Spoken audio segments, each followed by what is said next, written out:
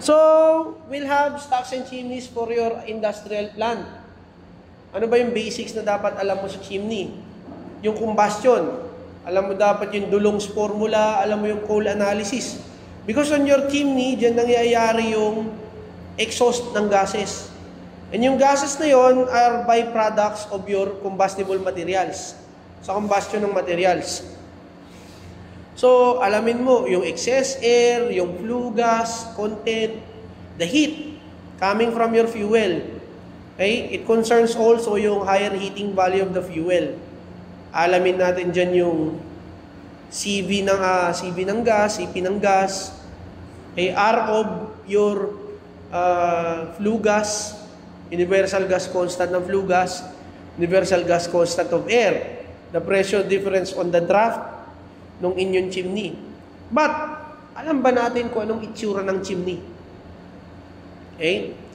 Are you familiar with Santa Claus? Santa Claus, di ba? Sa chimney siya dumadaan.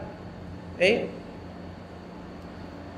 So, sa chimney siya dumadaan, nagkakasya dyan sa chimney. How come na si Santa Claus, kung sabi nyo, lumalabas dyan yung mga ash, yung mga flue gas, how come na si Santa Claus is hindi nadudumihan, kulay pula pa rin yung kanyang damit. 'Di ba? Naniniwala ba kayo si Santa Claus ay ang kalaguyo ng inyong nanay? 'Di ba? Pag ang tatay lumabas sa pintuan, ang kwago dumadaan sa bintana, si Santa Claus dumadaan sa chimenea. Okay? So dalawa 'yan. Sa mga planta, let me post it. Okay. So, mabalik tayo, si Santa Claus, dumadaan daw yun sa mga chimnea. Hindi siya nadudumihan. Okay? So, ano ba ang itsura ng chimney and stock? Anong pinagkaiba nilang dalawa? The chimney, commonly, ginagamit siya sa houses. Small buildings. Chimney ang tawag doon. O, ano naman yung stock? For industrial use, yes, correct. So, chimneys are made from refractory materials. Diba? Ginagamit niyo yung inyong fireplace. Pag mayaman ka, diba may fireplace? Diba? Sa Baguio, may fireplace ka, mayaman. Doon ka nagluluto ng hamon. Minsan, lalagyan mo lang doon para magpainit ka. Meron kang kasamang konyak. Diba? Uminom ka ng konyak. So, refractory materials ginagawa doon. Ano yung mga refractory materials? Mga brick, cement. Okay? Tapos ang stock is commonly made from steel materials. Tapos mataas yan. O, pag nagluluto si andok, si baliwag, tawag dun sa metal na na iniihaw, stock yun. Eh yung dyan sa Quiapo, kaya laging mausok sa umaga, stock ba yun? Stock yun, stock. Yun ang dyan sa gilid, nagpapaypay, di ba? Mga chicken. Mababa. Sabi ko, parang tanga, gumawa pa lang ganun, samantalang yung usok. The purpose of stock kasi is to help yung exhaust gas mo na umalis nung furnace mo. So what happens when smoke or the flue gas is inside pa ng furnace? May hirapan yung combustion of gases. Eh, kasi ano ba yung composition nun? Carbon oxides, di ba? Carbon monoxides, carbon dioxide. Eh, ang kailangan natin is pure oxygen or air para makapag-create tayo ng fire. Di ba? So, the natural draft of air or the negative pressure creates motion for the flue gas. Kaya it will go out of the system. Okay? So, tandaan natin, if it is a chimney, it is made from bricks or refractory materials. Stock is made from steel. More commonly used in industrial uses. Power plant, you call it stocks. Sir, yung cooling tower, yung nakikita natin sa mga power plant, yung parang mga pa-cone, di ba? Inverted cone. Yung parang nozzle. So that is called a stock, hindi cooling tower yun. It will become a cooling tower if meron siyang cross flow ng water sa taas, it will become droplets. A cold water or hot water. Hot water coming from your engines, your furnaces, and then yung gas. Okay? Yung gas na yun is cold air. Natural draft of cold air sa inyong cooling towers. Now, pag mga stock naman, minsan ginagamit nila yung natural na spray ng cold water dun sa flue gas. Para yung flue gas mo, hindi mag-exit sa iyong atmosphere. Because your flue gas is an additive to the heat dun sa ating atmosphere. Okay? Industrial uses, nilalagyan nila spray. Ang cooling tower, mainit na tubig, malamig na hangin. Ang stock, mainit na hangin, malamig na tubig. Kabaliktaran. So, there are types of the draft na sinasabi ko. Draft creates, number 1 yung draft natin, highlight natin, the draft, okay, is responsible for the flow of flue gas. When you create negative pressure, okay, it sucks yung air. Create positive pressure, it pushes the air. Okay? Pag-aaralan din natin yun pagdating ng ating blowers and fans. Okay? We will derive yung pressure differences. Now, let us talk about the types of draft na may experience natin dun sa ating stocks. So, meron kang natural and then mechanical. So, in your natural, the flow of gas is based on the difference on the densities of air. Okay? Iba yung density ng air sa density ng flue gas. Okay?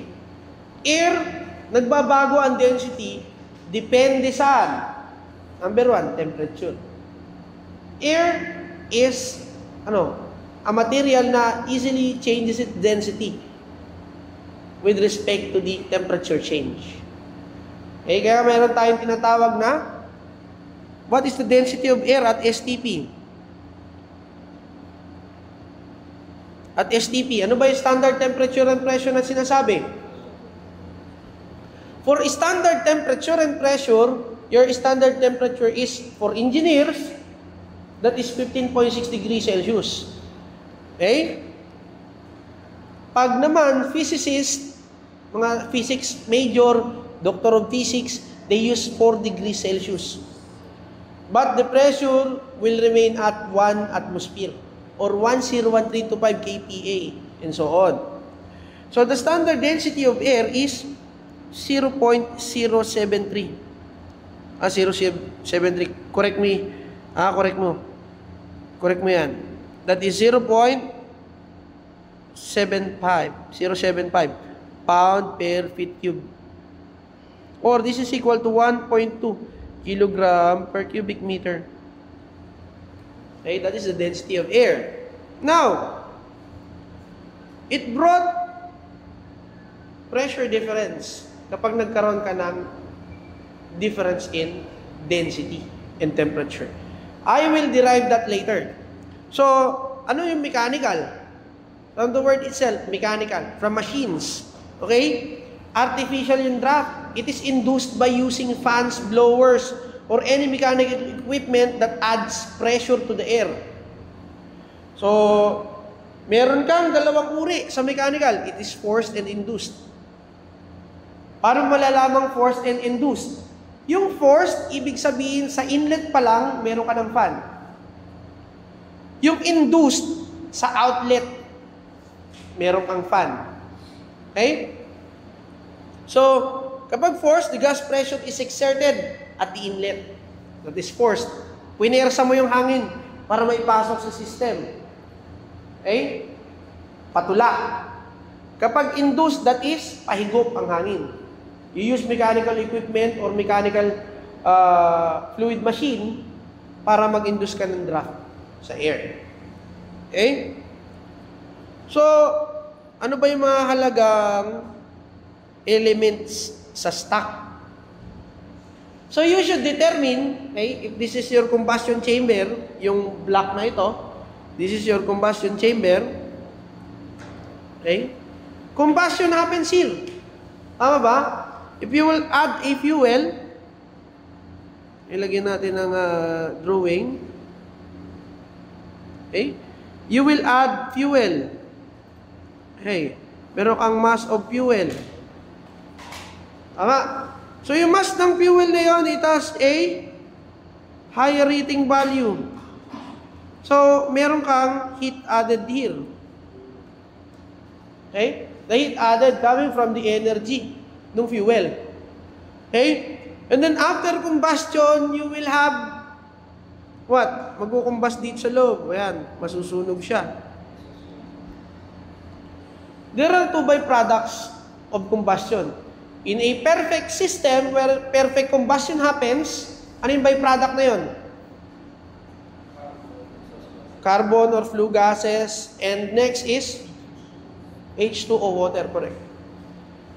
Kaya sabi doon, sa mga engines natin, kapag perfect yung combustion mo and yung engine mo is brand new, sir, puta yung engine ko, naglalabas ng, ng tubig. Tapos white smoke. It is natural that your exhaust gases be white because yung tubig mo, nagiging vapor sa init niya. Exhaust gases ranges from 180 degrees Celsius to up as much as 275 degrees Celsius. Where your water simply boils at 100 degrees Celsius, it becomes vapor. It starts to become vapor farther dun sa 100 degrees Celsius. Okay? Kaya natural sa umaga na, yung tambutsyo ng iyong sasakyan is mausok. Okay, cold start. You call that cold start. Okay? So, in your stock, okay, kapag yung chamber mo, what happens in your engine without your catalytic converter or the exhaust system? What happens? Ano narinig nyo? Di ba maingay? Maingay. Tapos yung stream flow niya, para siyang na pok, gano'n yung tunog, di ba? Parang manok na pumuputak. Ang pangit ng tunog. That is because the air coming out or the exhaust gases coming out of your engine is not directed farther away from the sources, from the source itself, which is the engine. Kaya yung gas mo, walang natural draft eh. There is no such thing as difference in pressure. Kaya nga merong stock. Okay? The purpose of your stock is to create pressure difference on the air and then the exhaust gases. Okay? Pag bumomba ka, ano nangyayari? Lalabas ka agad doon sa tambutso. Ang bilis ng hangin ng exhaust gases sa tambutso. Okay? That's what happens. So, yung pressure inside your combustion chamber, i-induce mo yung pressure that is ambient presently. Okay? Sa combustion, what do you need? In a combustion, you need yung fire triangle. You need air, okay, fuel, and then heat. Without one of those three, you cannot create combustion. Okay? So, air properties, let us talk about air properties pagdating ng air conditioning. In a normal place, lalo na dito, tropical country, which is the Philippines, the common RH of air is at 50 to 70%. Okay? At dry bulb temperatures of 28 degrees Celsius, normal day, okay? Normal day, 28 degrees Celsius. Pero ngayon, umaabot na ng 30 to 32 degrees Celsius. Yun yung ambient conditions mo. And to represent at normal sea level, okay, that is 101.325 kPa or 1 atm. Yan yung mga i-induce mo dun sa combustion chamber to meet up the requirements for combustion. Now, after combustion, hindi pwedeng nandun lang yung exhaust gases mo sa combustion chamber because yung air mo mawawala. That's why you need inlet and outlet. Yung inlet air and exhaust gases. Okay? The amount of combustion, mababawasan yan once na umakyat siya dun sa stock. Your flue gas will run to your stock at different pressure. Okay? When there is a certain difference between temperature on 2 points ng stream mo, there will be a difference in density. Okay? So, we can determine the height of the stock that you need for your design. Okay? So, we call yung draft na sinasabi natin as the theoretical draft. That is the one responsible for taking out the exhaust of your system. So, what is the theoretical draft? That is the difference between the induced pressure ng air to the exhaust pressure ng air. Kahit nasa labas siya, hindi ambient yan. Iba ang pressure inside your stacks. Okay? Temperature difference induces pressure difference. You call that as the theoretical draft. So, ito yung pagpapaliwanag dyan. Gas flows due to the difference in pressure, which is what you call the draft pressure or theoretical draft. If losses are given, ito yung magiging actual draft natin. Okay? Theoretical draft minus losses. Now, by hydrostatic pressure, ano ba yung hydrostatic pressure natin, my friends? Can you still remember your fluid mechanics? But in order for you to get the pressure in a certain point, you need to determine the density of the fluid and then the height of the fluid plus the atmospheric pressure. Now, that is your absolute pressure. Okay? So, meron tayo at pressure 1 at this point. Okay? Meron kang pressure dyan. In order for you to get the pressure at 1, you need to add 1 o yung pressure at atmospheric plus yung density of the air at the entry of your combustion chamber multiplied to the height of your combustion chamber. Okay? O kaya, no? This is 1. And then, yung P2, meron kang, anong lalabas dyan? Hindi na air to, ha? Hindi na air ang lalabas sa'yo dito. This is flue gas.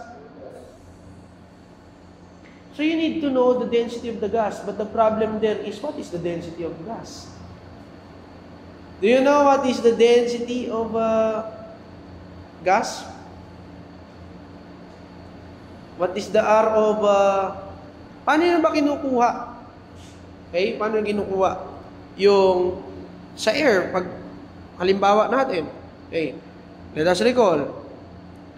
Can you still remember this? PV is equal to MRT.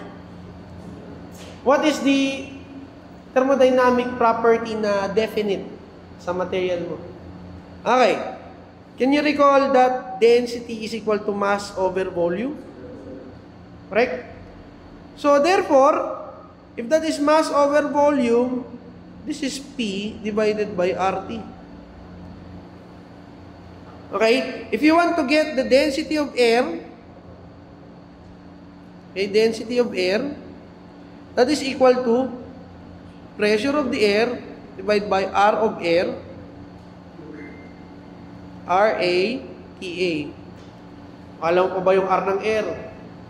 Oh, the R of air is 0.28708 kilojoule per kilogram degree Kelvin. The problem there is you don't know the R of what? The R of gas or flue gas. You don't know it. That is the problem. Commonly, ibinibigay dyan yung molecular weight. Binibigay yung molecular weight of your flue gas. So, will you know yung R? R now is R bar. Universal gas constant. Di ba? Divide by molecular weight. Now, the shortcut is, yung R bar is 8.3143. R bar is equal to 8.3143. 8.3143 joule per mole. Kilojoule per mole. Kilojoule per kilogram. Mole. Degree Kelvin. So, anong gagawin mo? I-divide mo na lang ng molecular weight para maging R. Tapos ang unit is kilojoule per kilogram degree Kelvin. As is. Okay? And then, it will be given to you, yung temperature dito ng gas, meron kang temperature dito ng air. Okay? Remember that, ha?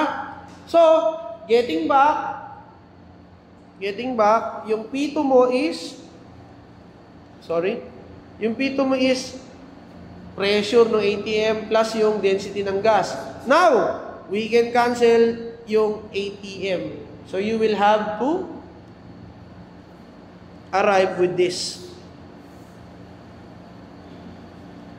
So, the draft, theoretical draft is equal to density ng air minus density ng gas times the head. Diba? Ano ba to? Head of the stock or the height of the stock? Head. Diba? Pressure times head. Ay, nakalimutan lang. Pressure is equal to density times height. That is the height of the fluid column. Yan yung iaakit ng gas mo. Okay? Now, nakuha na natin yung head ng stock. So, the head of the stock reforming this formula is this one. Theoretical draft divided by specific weight of air minus specific weight of the gas. Okay, let us expand the following formula. If TD, okay, the theoretical draft is expressed, okay, if TD is expressed in terms of column of water, okay, so this will become TD equal to, okay, yung density ng water times the head column of water in cm of water or water gauge. Okay? This will be in water gauge.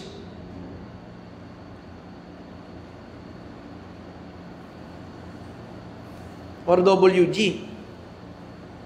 Now, then, yung HS natin could be expressed as density of water, okay, times head of water divided by density ng air minus density ng gas. But remember that your specific weight is simply, okay, this one, density of the fluid times gravity. Or pwede mo pa expand yan, SG of the fluid, okay, density ng water times gravity. Okay? But you recall that density is equal to mass over volume equal to P over RT. Okay. Substitute natin dito yan. Yung density ng air, it will become this. Okay? And then yung sa gas, this one. Okay?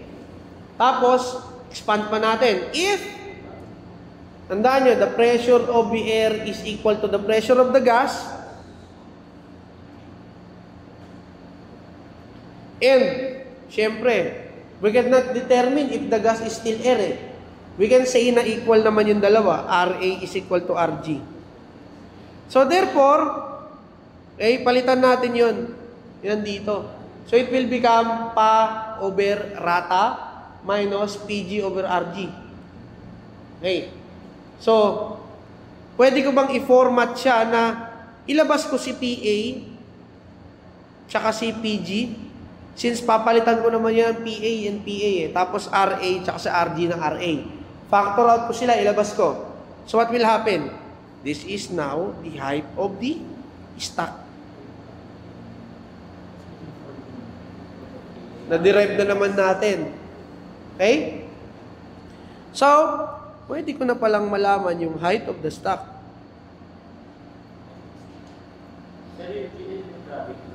Yes, this gravity. Your gravity is 9.81 meter every second squared or 32.174 feet per second squared. Okay? What is the height of the stock? It could be in meters or feet. Okay? Madiderive niya yan. Now, isa pang dinidetermine natin yung size na dadaan ng gas. Okay? The diameter of the stock. Now, paano mo malalaman yung diameter of the stock? By using your continuity equation. Yung continuity equation, ano sabi dun sa conservation of mass? that the mass that went in will always be equal to the mass that went out. Okay? And that mass is same lang din yung pagkakahulugan niya pagdating ng flow, which is Q, volumetric flow of the gas. Okay? So, from continuity equation, you have Q, or the flow, is equal to the area of the ducting times the velocity of the gas. So, for the Q, pag pinalaki mo on your fluid mechanics, Q of gas is equal to CB. The coefficient of velocity, it is always given. The duct area, and then the velocity of the gas. Now, lalabas dito sa iyong piping. Okay, CB, what is the area of the duct? Commonly, wala namang square na na stocks eh. Di ba, lagi circular. So, the area is pi over 4 d squared. So, what will happen? The diameter of the stock is given at this formula. That is in millimeter or meter or inches tsaka feet. Ganun lang kadali. Unit cancellation lang siya. Okay? Now, marami pa tayo di-derive. Okay? Pwede naman, derive lang tayo ng derive. You can derive that. For the flow of gas that is equal to the volumetric flow of the gas, you can relate PB is equal to MRT. Tama? Ano dyan yung B? Ito yun, no? So, BG is equal to mass of the gas, R of gas. It can be determinable using this formula. R is equal to R bar divided by molecular weight ng gas. It is given. Given on the problem yan. Pero pag hindi nyo alam yung gas, it ranges from 0.277 to 0.270 to 0.277. Okay? But don't consider vapor iba yung vapor. Yung R ng vapor is 4615 kilojoule per kilogram degree Kelvin. Hindi vapor yan, ha? Commonly kasi ginagamit yung vapor dyan which is wrong. Now, note that, tandaan nyo, yung KE is always equal to PE. If magkakaroon ka ng translation. From the top, mataas yung potential energy. Kapag nalaglag na, or nag-move na siya, it starts to translate to kinetic energy. When it gains velocity, it loses potential energy. When it loses velocity, it gains potential energy. That is the translation of energy from KE to PE. Remember your thermodynamics in a perfectly open system. Diba? Meron kang difference in height dun sa flow. Meron kang difference in kinetic energy kapag nagkaroon ng flow. Now, remember that yung velocity is equal to square root ng 2gh. Sir, paano mo nasabing ganun? Kailangan ko pa bang i-derive? Sige, lagyan natin ng derivation. Let me derive first. Sir, paano masasabi na yung PE is equal to KE? O ano ba yung PE? That is mgz. Tama? Is equal to KE. mv squared over 2. Okay? Tandaan nyo yung z is the height. Okay? So we can cancel yung m, si m. What will be left? So v squared divided by 2 is equal to gz. So cross multiplying v squared is equal to 2gz or h. So square root both sides, v is equal to 2gh. So ito na yung sinasabi ko na formula doon. Ganun siya na derive. Basic yan, ha?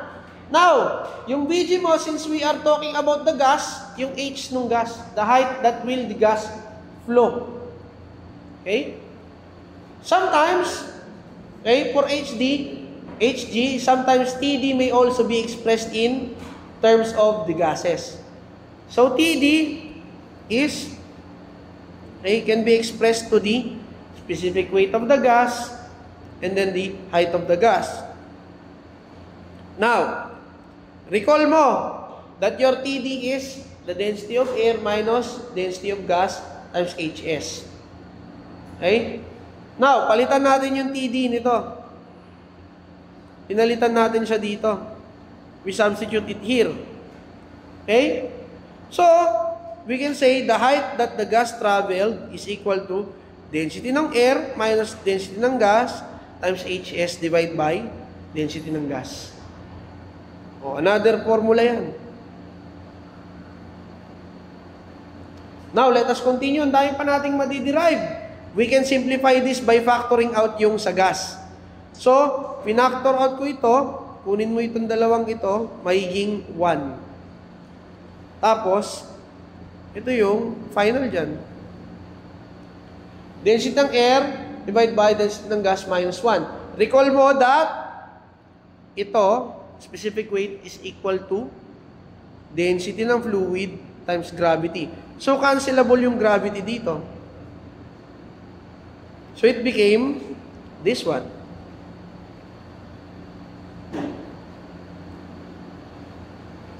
Okay? Elaborate ka lang na elaborate. Marami ka man-derive na formula. Now, di ba, sabi ko that density is equal to mass over volume. Recall mo yung